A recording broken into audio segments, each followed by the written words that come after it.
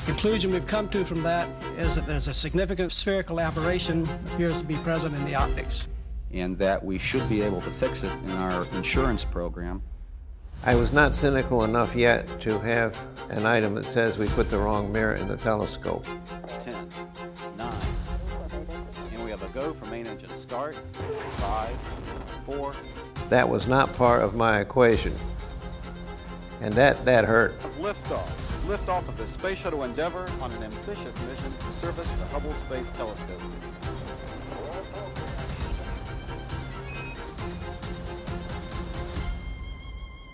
The spacewalking is an athletic event. Okay, I gotta fix this thing. What are the tools? Come up with the tools, and what is the motion of the tools? And so I look at the tools and me as a dance, like an athletic event, and I trained with prime athletes. But you know, the people at Goddard and Ceppolina and everyone else with the right kind of spirit, it's teamwork. It's teamwork, that's what it is. All the components that we might change out, they were designed to be changed with a spacewalk. So that's flexibility, that's looking for the future, that's designing for failures. A perfect spacewalk is one that you pull off just as accurate as an Olympic high jumper. Here's what you do. And so I envision, here's the problem, and I, of course, do not have the right solution right away. That evolves the final motions I'm going to do. Watch your right hand. I have you. Okay, pull me away.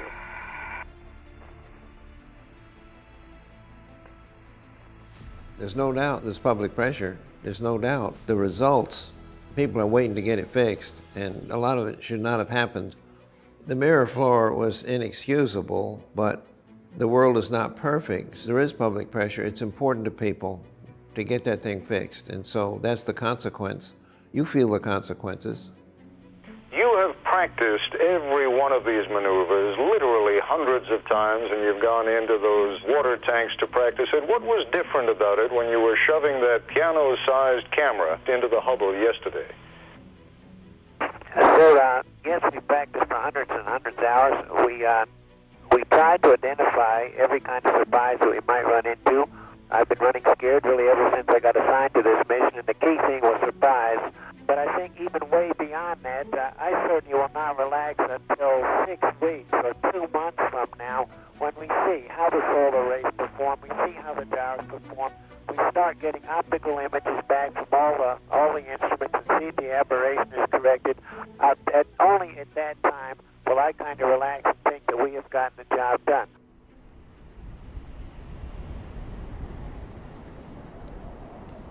The relationship with the crew was perfect all the way around. It was marvelous. We had a great crew. We landed the shuttle. Covey's coming downstairs. I had gone down to the middeck. He's coming down. He looked me in the eyes and said, "Story, I am proud of you." Enough to bring me to tears. "Story, I'm proud of you." That was very nice.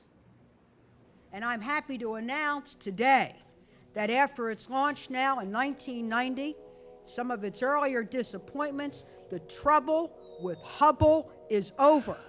Yeah, that was impressive. My first view of the repaired telescope. But of course, there were moments earlier than that, you know, when Claude picked it up and let it go, and that's my sweetie, and we're leaving. We think we got it all done. We think she's, you know, that was a big moment too when we're leaving. There she goes, we're leaving. But it was Galaxy M100. Oh my God, what? It was an outrageous picture. I don't know if it brought me to tears or not. Before this flight and during the flight, actually, it's been billed as very important for fixing Hubble, for demonstrating orbital servicing, and in some sense for showing NASA can still do really difficult missions and do them well. To you, what was the most important reason to go do this mission? I describe it as NASA had the courage to go for it all, to do absolutely everything on Hubble that it needed doing. They dared. They had the courage to go for the whole thing. In a nutshell, I think what was it all about? It was NASA had the courage to go for it all. It was just a massive part of my life. Incredibly fortunate that I got to participate in that machine, that I got to be part of it.